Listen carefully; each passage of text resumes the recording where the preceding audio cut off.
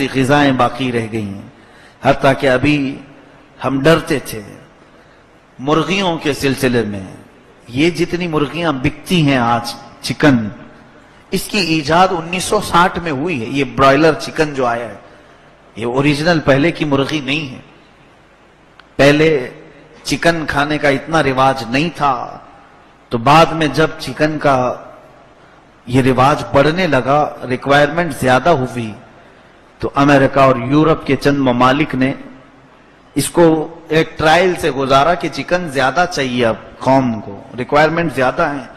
تو انہوں نے ترکی کی ایک مرغی اور ایک کچھ مرغی کے اختلاط سے، ان کی مکسنگ سے یہ برائلر چکن تیار کیا، جس کو تیار کرنے کے بعد اس کے بڑھانے کے لیے ظاہر سی بات ہے ہمارے گھر میں جو مرغی پلتی ہے، اب تو شاید کسی کے گھر میں نہیں ہوگی، بہت کم، وہ تو 6 مہینے کے بعد تو تھوڑا دیکھنے کے قابل ہوتی ہے، سال بھر کے بعد کاٹنے کے قابل ہوتی ہے کہ کاٹیں تو کچھ گوشت ملے گا.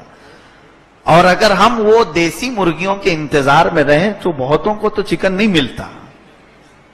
تو یہاں قوم کو چکن سپلائی کرنا تھا، تو ایسی مرغیاں لاؤ مارکیٹ میں کہ بہت جلدی بڑھیں. عقل کا ہم کبھی نہیں استعمال کرتے. آپ نے کبھی دیکھا کہ یہ صرف 40 دن میں بڑی ہو کر کے آتی ہیں؟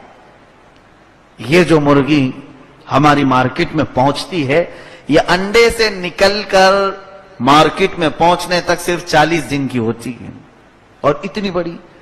نیچرل کیا یہ چیز ممکن ہو سکتی ہے؟ پاسبل ہے یہ؟ اس کو کیا کیا کر کے بڑھا کیا جاتا ہے. ہمارے ایک ساتھی ہیں، وہ بڑے ریسرچ اسکالر ہیں، بہت اچھے.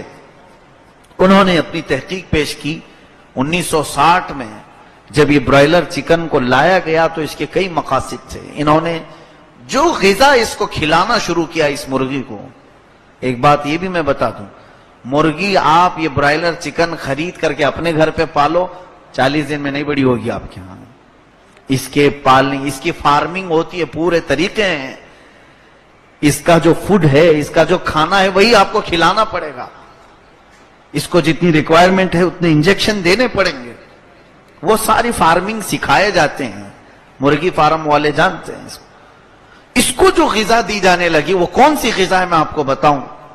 یہ جو چکن ہم نے خود کم کر دیا، ہو سکے تو آپ بھی کم کر دیں، اس کا کچھ نعم البدل اختیار کر لو. مجھے اختیار نہیں آپ کے کھانے پینے پر میں روک لگاؤں، لیکن مشورہ ضرور دے سکتا ہوں. آپ کا اختیار ہے، آپ عمل کرنا چاہیں کر سکتے ہیں.